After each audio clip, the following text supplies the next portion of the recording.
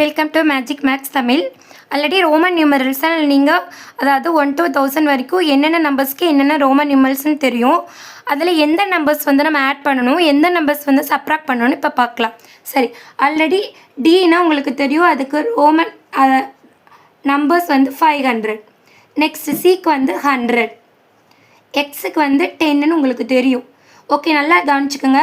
எப்பயுமே first number பெரிய number வந்துச்சுன்னா நம்ம என்ன பண்ணிடலாம், அப்படியே ஆட் பண்ணிடலாம். ஃபஸ்ட் நம்பர் பெரிய நம்பர் 500 இருக்கா, நெக்ஸ்ட் தான் 100 இருக்கா, ஸோ அப்படியே ஆட் பண்ண நம்மளுக்கு என்ன வரும், 500 + 100 600, 600 + 10 610. ஃபஸ்ட் நம்பர் பிக்கஸ்ட்டாக இருந்தால் நம்ம ஆட் பண்ணணும். ஸோ இங்கே பாருங்கள், நெக்ஸ்ட்டு சப்ராக்ஷன் எப்படின்னு பாருங்கள். இப்போ சிக்கு வந்து என்ன வரும் 100, நெக்ஸ்ட்டு ப்ளஸ் எம்முக்கு வந்து என்னது 1000. ஸோ ஃபஸ்ட் நம்பர் என்னவா வந்திருக்கு, ஸ்மாலஸ்ட் நம்பராக வந்திருக்கு. ஸோ இதை நம்ம என்ன பண்ணணும், மைனஸ் பண்ணணும்.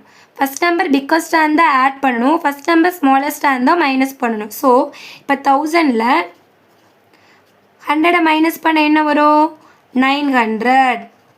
ஓகேவா, ஃபஸ்ட் நம்பர் லார்ஜஸ்ட்டாக இருந்தால் ஆட் பண்ணுங்கள்.